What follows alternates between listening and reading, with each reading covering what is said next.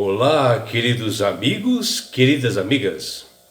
Que bom nós separarmos um momento para nós estudarmos a Palavra de Deus através da lição da Escola Sabatina, para nós buscarmos conhecimento, entendimento e sabedoria. E que todos tenham um feliz dia. Vamos estudar a lição?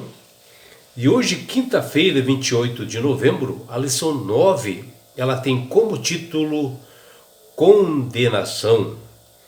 E a lição de hoje está baseada no livro de João, capítulo 3, dos versículos 18 até 21, que aqui fala justamente sobre a situação do cristão, de como seria condenado ou não. Mas para nós podermos ter o devido entendimento, nós temos que ler outras passagens bíblicas para que nós possamos ter uma interpretação correta desse texto. E esse texto de João 3, 18 e 21 nos diz: quem nele crê não é condenado, mas o que não crê já está condenado, porque não crê no nome do unigênito Filho de Deus. Pois todo aquele que pratica o mal detesta a luz e não se aproxima da luz, para que as suas obras não sejam reprovadas. Quem pratica a verdade se aproxima da luz. Está lá em João capítulo 3, versículos 18 a 21. Bom, nós devemos ter, para nós obtermos o devido entendimento dessa passagem, nós devemos harmonizar com outros capítulos e versículos, ou em toda a Escritura, para nós termos a devida compreensão realmente do que Deus está falando conosco nesse momento. Porque em outra passagem, lá em Romanos 14, 10, a palavra de Deus nos diz, pois todos comparecerão perante o tribunal de Deus. Vejam, né? E assim, todos nós cristãos, né, que aceitamos a Jesus como Salvador e Senhor, nós temos o nosso nome escrito no livro da vida, que é um livro assim de chamada de Deus para entrar no reino de Deus. E o nome da pessoa que fez a maldade, que fez todas as coisas, elas estarão ali escritos, né, nesse livro. E quando a pessoa falece, a escritura para, né, porque a pessoa está descansando. E aqueles que permanecerão vivos, né, até a volta de Jesus, quando passarão pelo fechamento da porta da graça, eles serão realmente imediatamente transladados para o reino dos céus, e relacionado àqueles que morreram crendo em Jesus, pessoa que falece, que ela descansa, né? Eles ficarão assim até a volta de Jesus, porém eles serão ressuscitados e terão realmente o galardão que eles merecerão nessa segunda vinda, quando eles serão ressuscitados através de Jesus. E as pessoas que não aceitaram a Jesus, que estão mortas, elas permanecerão por mais 1000 anos, para que depois elas recebam realmente esse juízo. E assim também nós devemos entender, por isso que lá na passagem diz: quem nele crê não é condenado. Porque aqueles que rejeitam a Cristo, aqueles que não aceitaram a verdade, terão seus nomes retirados do livro da vida e não entrarão nesse juízo final. E todos nós passaremos por um juízo de condenação ou um juízo de confirmação perante o tribunal de Cristo. E em Mateus 4, versículo de 1 a 4, ali fala os princípios que Deus usou no deserto da tentação para que todos nós também possamos combater os enganos de Satanás, porque Jesus, quando ele foi realmente enviado para o deserto a ser tentado após ele receber o seu batismo, ele deu todas as respostas para Satanás através da palavra de Deus, né? Confirmando realmente que a verdade ela está dentro das Sagradas Escrituras. Muitas pessoas nos perguntam se elas aceitam a Cristo como o único Senhor de suas vidas, né? E foram perdoadas, né? Por que serão julgadas também? E existem dois juízos, né, por parte de Deus, né? O juízo investigativo, que ele iniciou-se lá em 1843, após a interpretação do livro de Daniel 8,14, naquelas 2.300 tardes e manhãs, e o juízo final após a segunda vinda de Cristo. Mas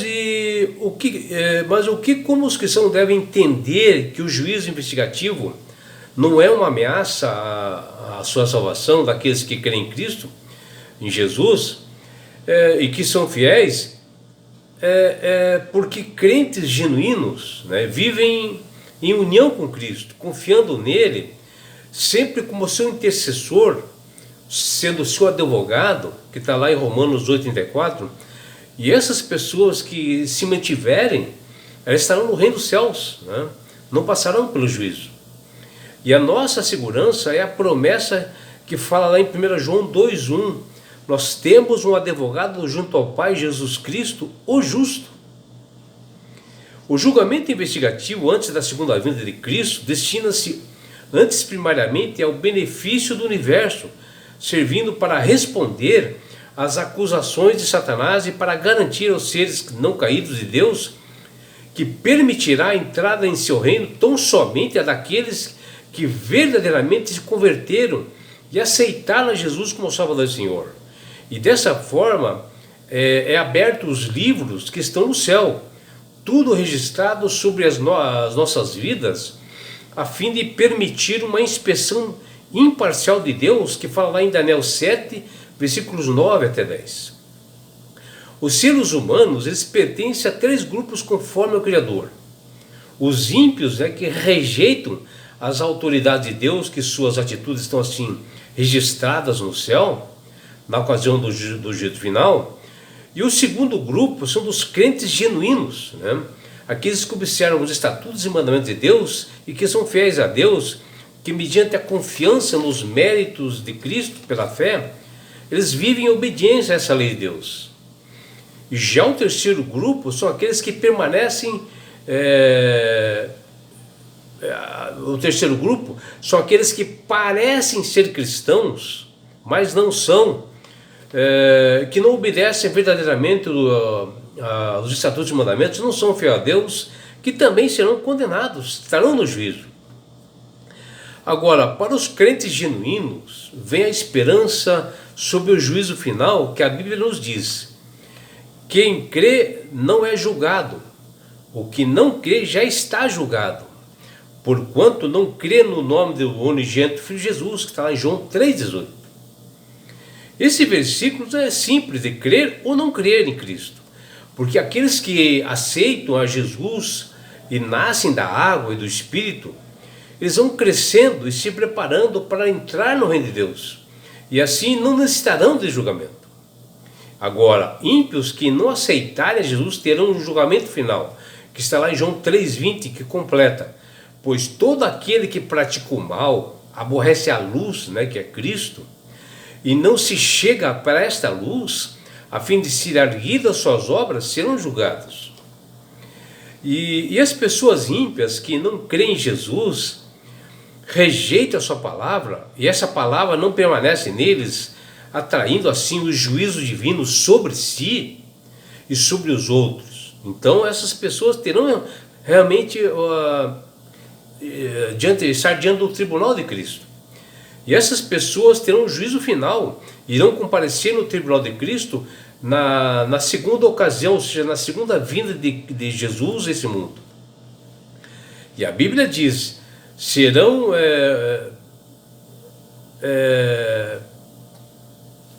perante Jesus. Em Jesus nós morremos nossos pecados, né? Se não cremos, né, em Jesus, nós morremos os nossos pecados. Está lá em João 5,8. Se uma pessoa não crê em Jesus, ela está morrendo no próprio pecado dela. Mas se nós conhecemos, cremos e guardamos a sua palavra, não veremos a morte eternamente. Está lá em João 8,5. Se você rejeitar Jesus, que é a luz do mundo, você estará deixando aberto o seu coração a dúvidas e as tentações de Satanás, que serão constantes na sua vida. Fazendo isso, você estará saindo da luz e indo para as trevas, e terão consequências graves, participarão do juízo final. E alguns rejeitam a luz da palavra divina simplesmente porque têm medo da sua vida, dos seus pecados, às vezes, que eles sejam expostos na sociedade e que são obrigados a mudar de comportamentos. Essas dúvidas deixam uma abertura para Satanás, que se utiliza e usa contra essas pessoas. A história de Adão e Eva nos mostra muito bem de como Satanás age, e ele aproveita momentos de distrações e curiosidade dos cristãos para levá-los à perdição.